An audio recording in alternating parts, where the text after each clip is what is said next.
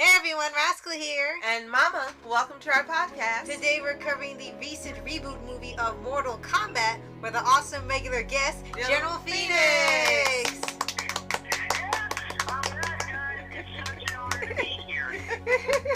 Guess they're probably wondering, how many times are you on here? Yes, how long you got? Now, in this movie, Cole Young discovers he's being chosen in the secretive Mortal Kombat realm and must work with other warriors to protect the Earth. And there's something about Scorpion and Sub-Zero fighting. Yeah, on the side. So before we start, be sure to like, subscribe, and click notification bell updates on future podcasts and Mortal Pause videos. Yes. So we had to have Phoenix join us because he's the only other person I know that's as big a Mortal Kombat fan as I am. Maybe even bigger. And so we had to have him here today. Yes. So we found out about this movie from Phoenix. Yes. It was coming out, what it was going to be about, and Phoenix got to see it before us at the theater. Yes. So we're going to let you start off and tell us how that experience was seeing this reboot of this wonderful game and movie franchise. Okay, so what I experienced at first was I love this Mortal Kombat movie a lot because of how it stayed true to its source material. And I did play the video games back when I had a GameCube and my dad had a Mortal Kombat game. And I did see the original 1995 film when I was around 12 years old. And when I heard about this new upcoming Mortal Kombat film, I was so hyped. And after seeing this in the theater, I was like, oh my god, now that was a Mortal Kombat movie I was expecting. Best reboot adaptation ever.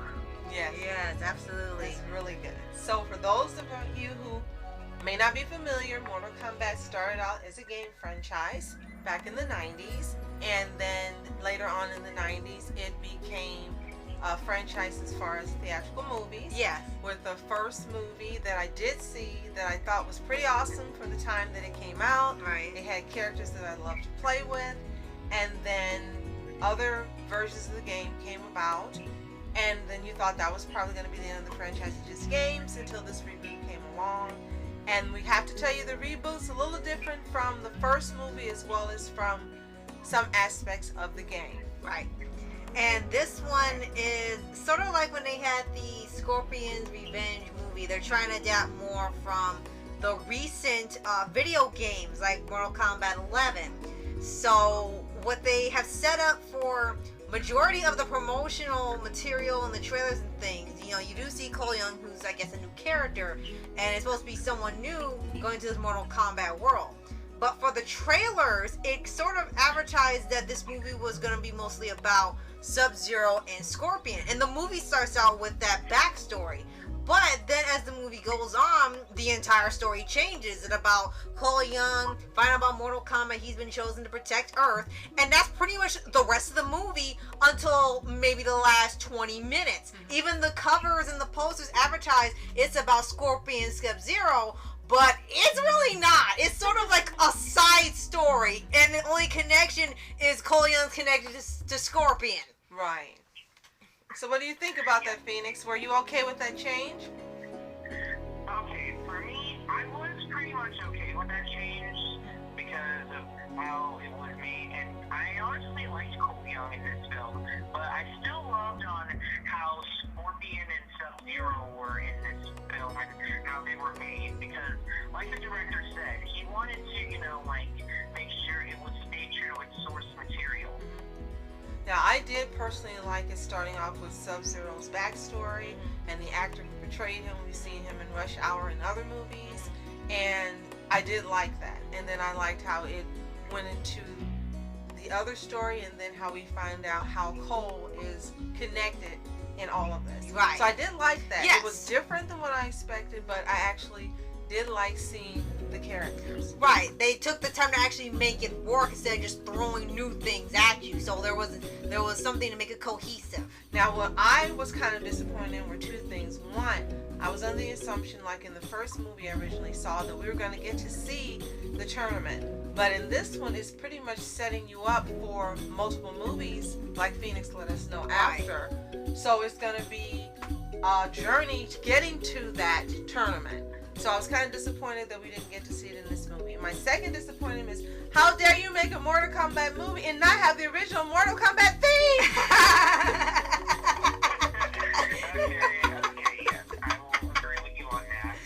I kept thinking, okay, it's gonna come up. And my character came up, and then when we got to the end, I was like, oh, it's gonna be the music, and then they reduxed it into being an action serious tone. I was like, no, that's not it. It was like, oh, they trying to make it like real serious, like do. It's like, well, this isn't supposed to be fun, I guess. So those were my two disappointments. I really, really wanted to hear that theme. Yes, I really do. I mean, it's synonymous with Mortal Kombat. Anyone who hears the first bars of it knows automatically what's coming. Yeah. You know it's Mortal Kombat. And I'm kind of disappointed that the producers and directors chose not to include it. Yeah. Now maybe they'll save it for the tournament. That's always a possibility. Yeah. But I would have liked to have heard it in here as well. Yeah, true. So what about the special effects, guys? What did you think? The special effects, I thought they were fantastic. They were just a lot better, and a lot better than the 1995 one, in my opinion. Well, of course. And if they weren't, we would have been in trouble. But they Right. were really good, definitely. And a lot of it looked really realistic. Yeah. So it was really good. Yeah, they did much better in bringing the characters to life and sticking to their physical attributes and putting the powers in and everything. Except for Kano, he kind of looked different. Oh He yeah, had and the different. giant was a bit off sometimes. Like sometimes you could tell he wasn't really there, but it was like very far and few in between, aside from when they do the fights. But other than that, they did a great job on translating everything. They actually tried to keep accurate to how the characters looked and their powers. And a few of them actually get their powers and abilities in this movie itself, since it's all set up.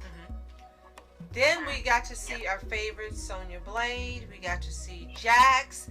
And they changed Jax in terms of his personality and his abilities. So tell us a little more about that, Phoenix.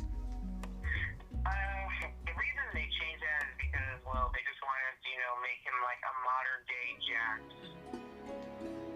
Oh, okay. Okay. That is fun. Okay. But I missed the gruffness, the way that the character was originally. What we were surprised at is that it was Jimmy from the new Supergirl series on CW. Yeah. And first I'm like, that looks like him. It can't be him. And then it was. Him. It's like, oh gosh, okay. So we were really surprised to see him in a big budget movie. So now you kind of know why he was no longer in that series even before we stopped watching it. Right. What I was disappointed, of course, in not seeing was Johnny Cage, and then finding out at the end of the movie he's going to be in the next movie. All right. I'm like, oh well. Yeah. So Which what? I'm okay with. So what characters can we look forward to seeing in the second movie? Do you know?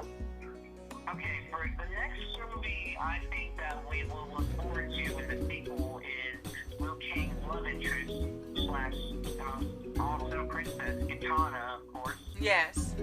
Oh, okay. Yeah, she's badass and beautiful. And how dare we forget to mention Liu Kang? The actor who they chose to portray him, I think, was a good choice, and he fit the role. And he was a little different than what you're used to kind of in the game. Yeah. But I think they did well in whom they cast. Yeah. He still had that Bruce Lee vibe. He still had the seriousness, and they did the kick. Yeah. And I was like, yes, they did it. They did it. Yeah. So, The only change I think they did is that you said he had a brother, but instead they made them cousins. right. Mhm. Which I don't know why you had to do that, but okay. Right. So do you know why they chose to do that, Phoenix? Huh? Why Do you know why they chose to make the brother a cousin in this movie? Yes, that's what they did. Yeah, we don't know why they did it, do you? I think the reason they did it because Kung Lao is, well, I think he's like Liu Kang, from what I heard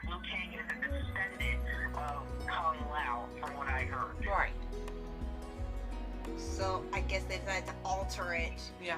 Okay. instead so that it fits better for them. Okay. Okay. So.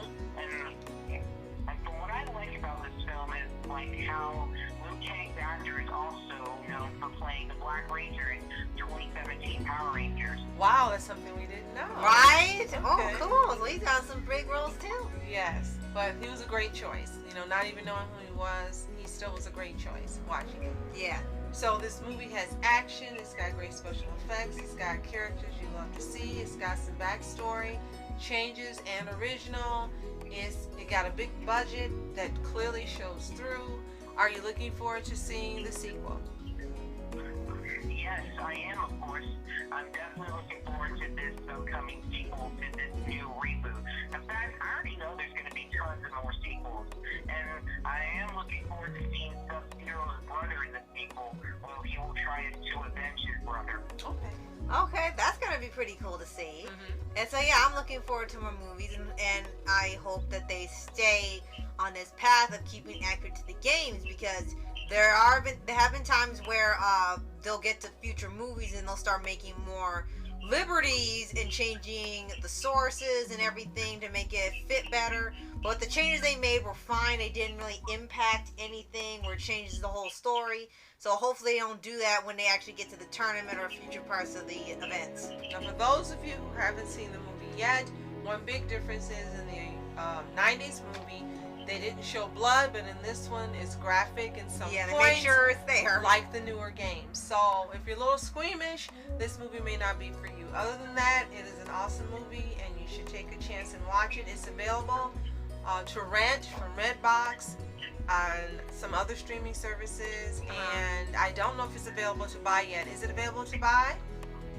Of course it is. It's Awesome. definitely available to buy, and I definitely plan to buy this movie on DVD on my birthday. Awesome. Cool. So if you guys have seen Mortal Kombat 2021, let us know what you think in the comments below.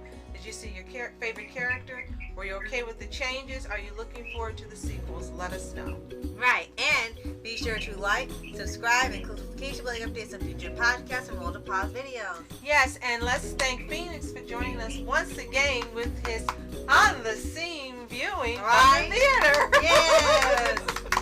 Yeah, it's such an honor to do this podcast, and I will say this. I already know that the upcoming sequel to the 2021 Mortal Kombat will definitely be better than Annihilation. And I will say this, if you ever get to Annihilation, be prepared to cringe, because that movie's so bad on so many levels. Alright. Okay. I've heard, yeah. They're like, what is this? Okay, so we'll have to see for ourselves. Hey, and it's on let you know. Netflix, I think, so we'll try it. Oh, I love Netflix. So, thank you so much for watching our Mask Entertainment. And I'm Mom Entertainment, and I'm General Phoenix. Have a toontastic day. peace.